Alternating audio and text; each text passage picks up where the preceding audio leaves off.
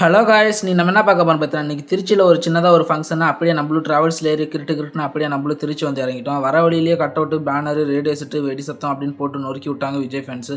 அப்படியே நம்மளும் உள்ளார வந்துட்டு உட்காந்துருந்தோம் மண்டபத்தில். கொஞ்ச நேரம் அப்படியே வெல்கம் ட்ரிங்க் கொடுத்தாங்க. அதையும் அப்படியே நம்மளும் குடிச்சிட்டு கொஞ்ச நேரம் உட்காந்துருந்தோம். சரி வாங்கடா எல்லாம் மேலே போகலாமேட்டு அப்படியே மேலே பார்த்தோம்னா வேறு லெவலில் இருந்துச்சு. டெக்கரேஷன்லாம் செம்ம சூப்பராக இருந்துச்சு.